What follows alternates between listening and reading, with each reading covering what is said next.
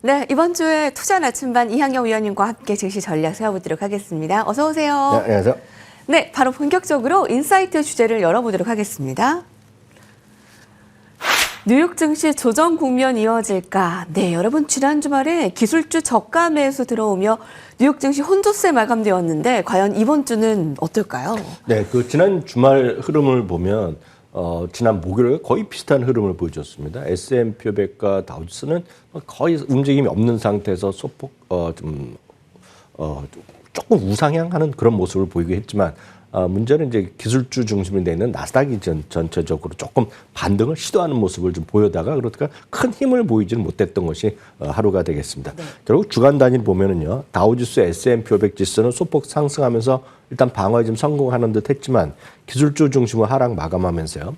최근에 기술주, 즉 빅테크, AI 관련주들의 전반적인 부진을 이어간 한 주로 이렇게 기억하시면 될 것 같습니다. 그래서 다우지는 0.3% 오르고요. 주간 단위로 S&P는 0.1% 상승한 반면에 나스닥은 0.5% 하락을 했습니다.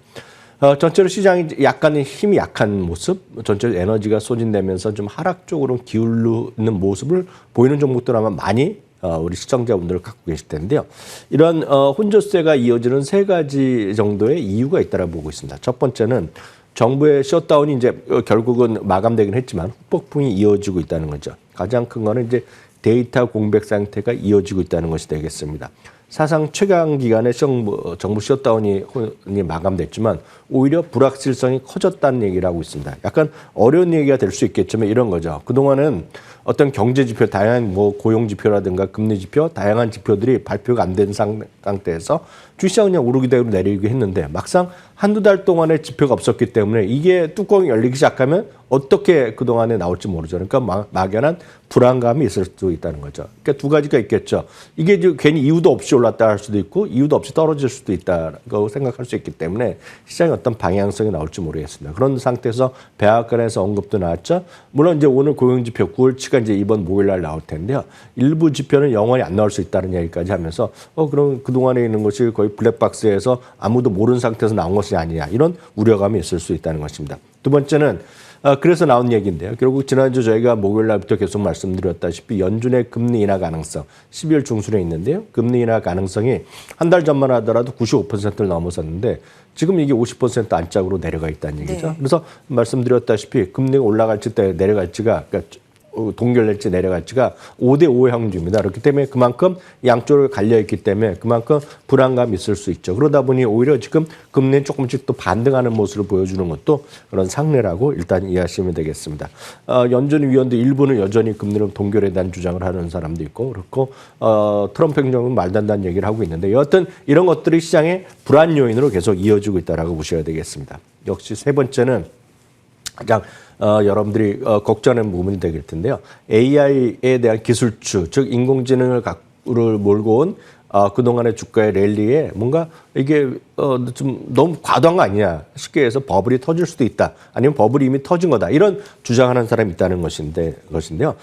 이런 거죠. AI가 가져올 미래가 아직은 우리가 예측하는 완전히 가보지도 않은 미래라고 생각할 수 있고 물론 그거에 따라서 상당히 많은 기업들의 영업이익이나 마진율이 상승하는 것도 있겠지만 최근 들어는 앞선 거래는 되겠지만 계속해서 너무나 많은 돈이 투자하다 보니 투자한 거에 비해서 수익이 나느냐 이런 또 어떤 기본적인 의문이 있을 수 있겠는데 이런 것도 전부 다 주가가 올라갈 때는 뭐 전혀 관심도 없다가 주가가 좀 쉬기 시작하고 좀 떨어지는 종목이 나오면 그런 좀 객관적으로 찾아보려는 사람들이 나온다라고 보셔야 되겠습니다.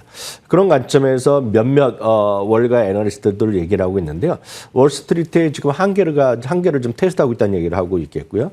밸류에이션이 너무 높다라는 그런 주장을 하는 사람도 있다라고 보셔야 되겠습니다. 잭스 인베스트먼트도 그런 얘기를 하고 있는데요. 현재 시장은 위험과 어떤 안전 그런 상태에서 중간 단계에 있다. 그래서 어느 쪽으로도 휩쓸릴 수 있다라는 그런 주장을 하고 있습니다. 물론 여전히 긍정적으로 보는 사람들도 있겠는데요. UBS는요. 여전히 시장 긍정적으로 보고 있고 최근에 주가의 하락 아니면 주가의 어떤 일부 부진 이런 것들은 일시적인 것이다. 네. 얘기하는 겁니다. 가장 큰 것은 역시 이익이 꾸준하게 상승하고 있고 이들은 이제 금리가 반반이라고 지금 페드워처에서는 사람들이 베팅을 하고 있지만 이들은 12월 달에 분명히 금리를 인하할 것이다. 금리 인하하고 결국 실적 좋아지면 그동안에 마침 또 한 달 정도 좀 주식시장이 쉬고 있기 때문에 다시 올라갈 수 있는 충분한 에너지를 받아갈 수 있다. 그런 기대감을 하고 있다라고 보셔야 되겠습니다. UBS는 그러면서 구체적으로 주식시장에 대한 전망치를 내놓고 있는데요. 이제 11월, 12월 뭐 한 달 반밖에 남지 않았을 때 연말 지수는 큰 의미가 없을 수 있겠는데요. 2026년 6월입니다. 앞으로 한 6, 7개월 후가 되겠는데요. S&P 500 지수가 7,300까지 갈 수 있다라는 얘기를 하고 있고요. 국제적으로도 낙관적인 어떤 목표치를 제시하고 있습니다. 그래서 현재 주시장의 매도 압박은 오히려 일시적인 현상으로 생각하는 것이 맞다라고 얘기하고 있겠고요. 그런 관점에서 단기적으로 주시장을 보지 말고 장기적으로 큰 그림을 보고 미국 주시장 최근의 흐름을 보면서 긍정적으로 하면서 여전히 매수에 대한 꾸준한 매수가 가장 바람직하다. 그런 시각을 UBS는 제시하고 있다는 것을 참고하시면 좋겠습니다. 이번 주에 AI 고평가 논란 계속되는데요. 이번에 이제 워렌 버핏의 마지막 선택이 구글 알파벳이었기 때문에 AI 거품론을 좀 잠재울까 관심이 큽니다. 오늘 첫 번째 헤드라인으로 살펴보시죠. 블룸버그가 전했습니다. 버핏이 마지막 찜한 이 회사 바로 뭐 직접 소개를 해드렸는데 구글 알파벳 사실 워렌 버핏이 그동안 좀 가치주 중심에 좀 매매를 했다면 이번에 이제 알파벳 구글 매수한 것에 대해서 많은 의미를 좀 부여하더라고요. 네, 일단 Form 13F라는 거를 좀 말씀드려야겠는데 Form 13F라는 것은 미국에서는 아무리 뭐 개인이 아무리 돈이 많으라도 내가 어떤 주식을 갖고 있느냐를 보고할 이유가 없거든요. 다만 이제 1억 달러 이상의 주식을 미국 주식에 투자하는 사람들은 이것은 투자하는 법인이 되겠죠. 법인은 국내 미국의 법인이 있건 해외에 있건 모두 이제 제시를 할 수밖에 신고를 할 수밖에 없겠고 그 날짜가요. 매 분기가 끝나고 나서 45일입니다. 그래서 지난주 말까지가 의무적으로 모든 사람을 레포트를 해야 되는 그런 시기였습니다. 그래서 우리나라는 기관 투자의 매매당이 매일매일 발표되고 시각 나오지만 미국은 그런 게 없습니다. 그래서 미국은 기본적으로 나는 거가 45일 이후 분기 끝나고 45일 이후 1억 달러 이상의 기관 투자. 그러니까 여기에는 말씀드렸다시피 우리나라 국민연금도 들어간다라고 보셔야 되겠습니다. 그래서 그렇게 좀 이해하시면 좋겠는데요. 그런 관점에서 워렌 버핏의 버크셔스웨이가 이번 3분기가 끝나고 나서 그 3분기 동안 어떤 매매를 했는지를 보고하는 것이 이제 자료가 SEC에 보고가 됐다라고 보셔야 되겠습니다. 아시다시피 워렌 버핏은 이번 12월 달로 인해서 이제 CEO를 은퇴하는 거 아닙니까? 그래서 후계자로 지명된 사람이 그렉 아벨이기 때문에 그렉 아벨이 이제 나올 텐데 그래서 지금 현재 아마 정확히 보면 4분기도 일을 하고 은퇴할 거기 때문에 나오지만 어찌됐건 지금까지 나온 걸 보면 마지막으로 신규 매수한 주식이 등장했는데 물론 이게 직접 매매를 했는지 다른 사람이 했는지 모르지만 그 안에 회사에서 나온 거를 깜짝 놀라게 구글이 발표됐다. 그 구글이 여기 포함됐다라고 보셔야 되겠습니다. 여기 표에서도 정리해 드렸는데요. 단박에 43억 달러 어치를 샀습니다. 6조 원어치. 예, 그러니까 네. 6조 원어치 됐고요. 전체 포트폴리오에서는 1.62%로 한 번에 들어가면서 10위권에 들어갔습니다. 아시다시피 제일 많이 있는 건 역시 애플을 이번에 팔았지만 애플은 한 22%가 넘기 때문에 애플이 압도적 1위가 되겠고요. 전체적으로 15%를 줄여놨어요. 여전히 22.69%를 갖고 있고 그래서 이 그림을 보여드리면 회색으로 보여주시는 건 애플이 되겠고요. 아직은 알파벳이 적습니다. 1.6%밖에 안 되지만 그래도 비중으로 보면 10위권에 들어섰다라고 보셔야 되겠습니다. 시장에서의 그럼 어떤 판단을 하는지 살펴보겠는데요. 워렌 버핏은 앞서 앵커 멘트도 있었지만 가치 투자의 철학에 대한 것이 있겠죠. 그리고 고성장 기술주에 대한 신중한 판단을 얘기한 적이 있습니다. 그래서 가장 중요한 것은 누구나 다 항상 쉽게 이해할 수 있고 꾸준히 하는 것은 상장회사건 아니면 비상장회사건 간에 꾸준히 갖고 가는 것이 워렌 버핏의 투자 철학이었죠. 그런데 이번에 갑자기 알파벳을 산 겁니다. 사실 실제로 보면 2019년에도요. 아마존을 산 적이 있는데 3년 만에 다 팔았고 그때도 비중이 크지는 않았었는데요. 여하튼 대표적인 하이테크이자 대표적으로 지금 빅테크의 시가총액 3위까지 올라가 있는 소위 구글을 샀다는 것 자체는 상당히 의미가 있겠습니다. 다만 실제 투자는 앞서 말씀드렸다시피 본인보다는 예를 들어서 테드 위처라든가 터드컴 같은 경우가 했을 가능성이 있죠. 참고적으로요. 워렌 버핏이 과거 했던 발언을 기억하실 필요가 있겠는데요. 워렌 버핏이 정확히 보면 2017년 5월 달에 있었던 주주총회 당시에서의 질문을 했습니다. 아시다시피 주주총회를 하면은요, 미리 선정한 사람들을, 아니면 해외에서도 마찬가지로 선정한 사람들, 그 현장에 나와서 질문을 합니다. 어떤 질문을 하면 그에 대한 답변을 하는데, 그 중에 한 명이, 왜 구글 같은 거를 사지 않았냐, 그런 얘기를 한 적이 있었습니다. 질문했을 때. 그때 워렌 버핏이 대답했던 것이 바로 이 문장이 되겠는데요. 나는 구글이 엄청나게 좋은 회사인데 자기가 판단을 잘못했다는 얘기죠. 그래서 자기가 여태까지 투자하면서 자기가 안 한 거를 후회한 적이 없는데 가장 후회했던 것이 구글을 놓친 것이다 얘기하는 거죠. 왜냐하면 자기뿐만 아니라 자신의 주위 모든 사람이 검색을 할 때 구글을 쓰고 모든 광고를 할 때 구글을 한다는 얘기를 하고 있습니다. 심지어는 자신이 운영하는 대표적인 보험사가 있는데요. 보험사에 대한 클릭에 대한 광고도 어디를 통하냐?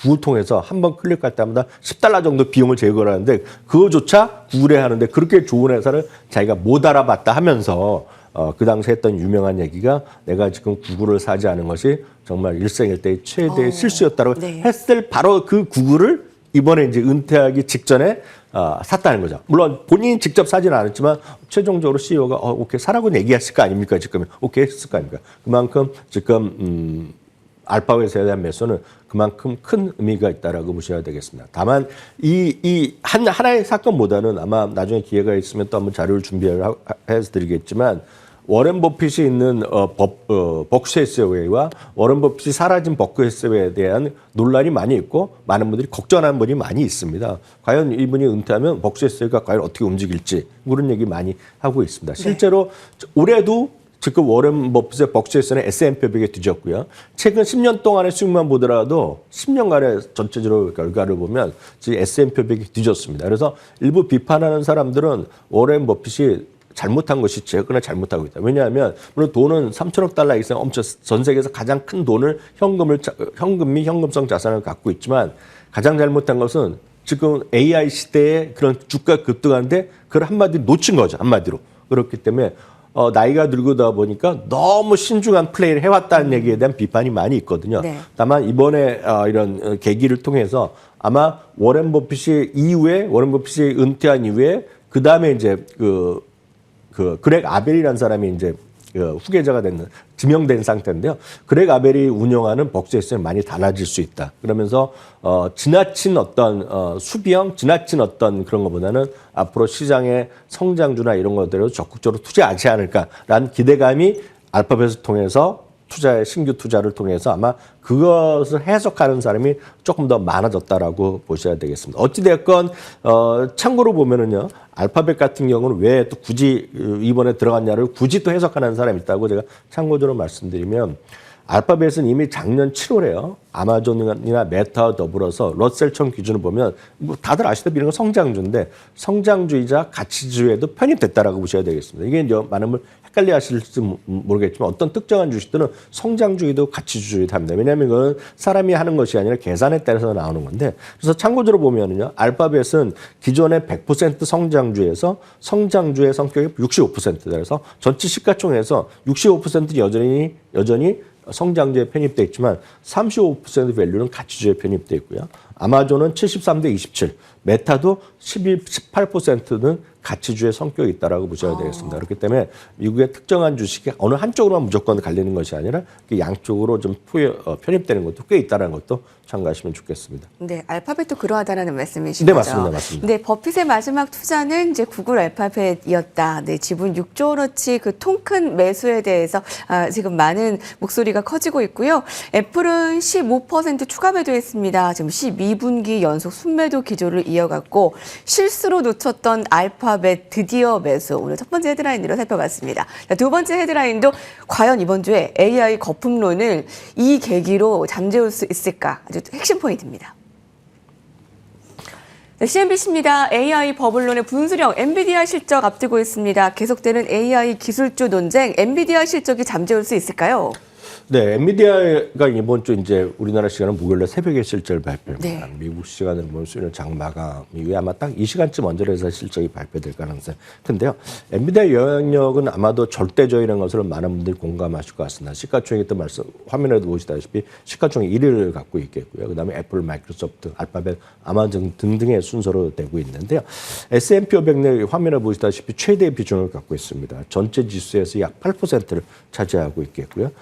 연초 대비 주가는 39% 정도 상승했지만 이번 달 들어선 8% 정도 하락했습니다. 참고적으로 말씀드리면 올해 들어서요. 빅테크 중에서 가장 많이 올라갔다는 것을 질문 드리면 대부분은 이제 당연히 엔비디아가 최고겠거니라고 얘기하지만 최근 들어 주가가 약간 떨어지면서요. 오히려 지금 시가총액이 큰 것 중에 빅테크 중에 제일 많이 올라간 것은 지금 50%는 알파벳입니다. 그래서 그만큼 많은 분들이 어떤 특정한 주식 영원히 어떤 시장을 모든 순간에 이기는 것이 아니라 마디마디 바뀐다라고 할 수 있죠. 다만 지금부터 3개월, 지금부터 6개월, 지금부터 12개월 동안에 그런 빅테크 7개 중에 누가 더 많이 올지 아무도 모르죠. 역시나 누가 덜 떨어질지도 모르죠. 그렇기 때문에 저는 좀 객관적으로 좀 다양성을 갖고 보시는 게 맞다라고 보셔야 되겠고요. 얼마 전에는 또 팔란티어가 또 가장 큰 폭의 상승으로 좋았는데 최근에는 구글 알파벳이 네, 가장 그렇죠. 또 상승률이 좋다. 팔란티어는 이제 S&P 500 전체적으로 당했을 때는 가장 많이 올라간 주식이 되겠고 제가 말씀드린 것은 시가총에서 탑10 중에서 이런 네. 것들에서는 이제 알파벳이 더 많이 올랐다라고 보셔야 되겠습니다. 참고적으로 지금 올해 들어서 제일 많이 올라간 것들은 뭐 팔란티어 많이 올라갔지만 약간 쉬고 있고요. 시가 제일 많이 올라간 것 중은 여러분들이 생각과 달리 웨스턴 디지털, 시게이트 이런 것들이 제일 많이 올라간 주식들입니다. 그럼 100%, 140, 150 정도 올라갔거든요. 그러니까 그 정도로 많이 올라간 것들이 또 S&P 100 중에서도 꽤 있다라고 보셔야 되겠습니다.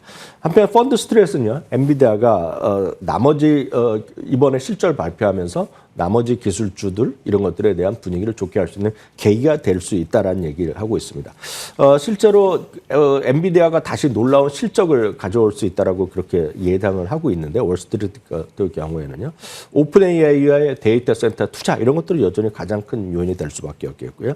인텔에 대한 지분 투자 물론 이런 모든 것들이 결국 상호 출자다 이런 것에 대한 비판적인 시각도 있지만 기본적으로 보면 시장을 끌고 가는 가장 한복판에 있는 거죠. 노키아의 파트너십도 분명히 좋은 얘기가 될 것 같습니다.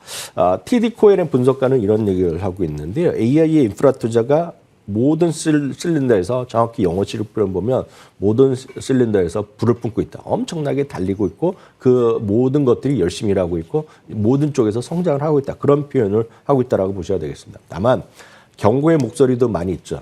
계속 말씀드리지만 경고의 목소리라는 것은 주가가 올라갈 땐 별로 들리지도 않은데 주가 떨어지면 약간 쉬면 이런 목소리가 나올 수밖에 없다는 것도 시청자분들이 인지를 하셔야 되겠는데요.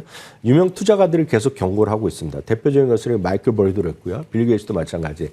너무 한쪽으로 치우친 것들 이런 것에 대한 버블 이런 것들의 우려가 분명히 있다라는 얘기하고 있죠. 특히 마이클 버리는 이제 또 은퇴를 한다고 얘기했지만 또 엄청나게 좀 쉽게 해서 풋옵션 떨어진 쪽에 베팅한 거로 많이 알려지고 있다는 것이 되겠고요. 또 회계 처리가 지금 엔비디아나 팔란티어 뭔가 좀 이상하다는 얘기를 하고 있기 때문에 얼마 안 있어서 또 한번 또 뭔가를 발표한다고 예고를 했거든요. 그러니까 그런 것들이 막연한 불안감을 갖고 있다는 것입니다. 그렇지만 이런 말씀드렸던 미국 주식할 때 이런 여러 가지 얘기들은 있죠.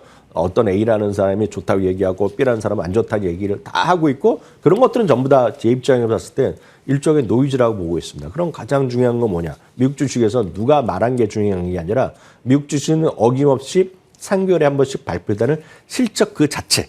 그러니까 실적에 대한 눈높이가 높아지냐 낮아지냐.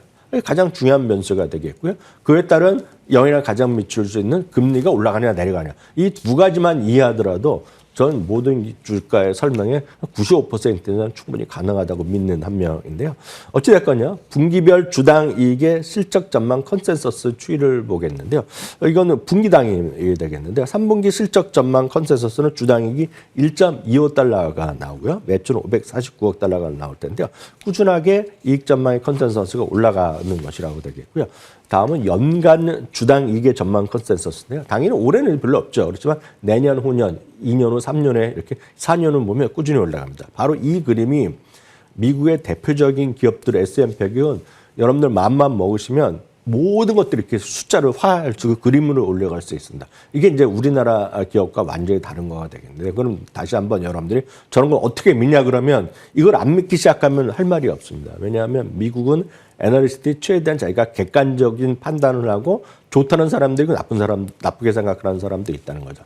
다시 한번 참고적으로 말씀드리면 미국의 목표 주가 평균은 현재 주가 대비 통상 6에서 8%밖에 높이가 차이 안 납니다. 그래서 그만큼 좋다는 사람도 있지만 안 좋다는 사람도 있다는 것이 되겠죠.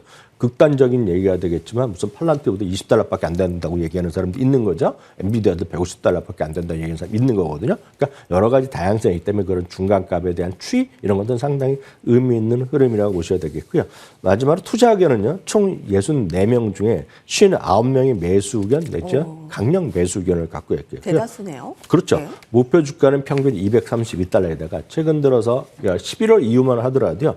최소한 8명이 목표 주가를 상향했습니다. 그래서 이번 주까지도 오늘 월화까지 해서 최소한 5명 정도 더 목표 주가 올리는 흐름이 나오지 않을까라는 생각을 하고 있습니다. 네, 목표가는 계속 올라가고 있는 엔비디아입니다. 이번 주에 19일 장마감 이후에 실적 발표하고요. 우리 시간으로는 20일 새벽, 그러니까 목요일 새벽에 한 2시간쯤 전해드릴 수 있을 것 같습니다. 왜 미 연방정부 셧다운으로 발표가 미뤄졌던 고용지표가 이번 주에 발표가 되잖아요. 하지만 이미 시의성이 떨어졌다는 지적이고 데이터가 일부 누락된 채 나오기 때문에 정확한 상황 분석은 어려울 것이라는 관측인데, 자, 이렇게 나오게 되면 이제 연준이 금리 결정을 내려야 되는데 연준 내부에도 분위기는 어떻고 12월에 금리 결정은 또 어떻게 결정이 될까요? 네, 금리 인하는 지금 우리가 말씀드렸다시피 워낙은 올해 기존에 이제 점도표상에 9월에 나왔던 점도표 보면 12월 달까지 해서 그 당시 기준으로 보면 두 번 더 하는 거가 점도표 나왔거든요. 그래서 모든 것에 접근을 그러니까 점도표를 보는 게 맞는데요. 참 참고적으로 이 CME 페드 워치틀에 보면 44, 50표 해갖고 5대5 정도 나오고 있거든요.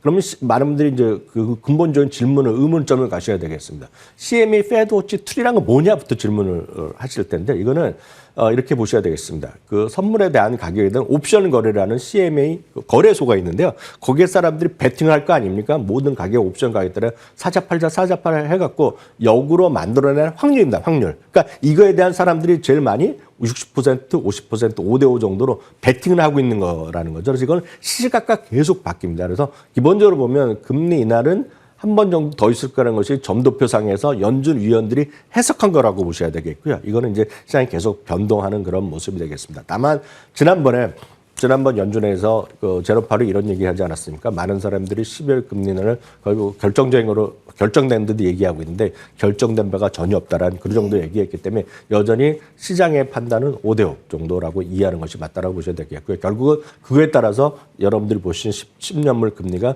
위아래로 움직일 것 같다. 최근에 아쉽게도 지금 모기 지금 다시 약간 올라가는 모습도 있고요. 있다는 것 자체는 약간의 시장이 좀 부담스러운 요인도 될 수밖에 없다라고 보셔야 되겠습니다. 다만 시장에서 이런 것들 그리고 10년물 금리를 방향을 보시면서 판단하시면 좋겠지만 결국 내년 가면 다시 또 금리는 내려갈 가능성이 크기 때문에 너무 크게 우려할 이유는 없다라고 저는 생각하고 있습니다. 네, 이학용 위원님과 함께했습니다. 오늘 말씀 감사합니다.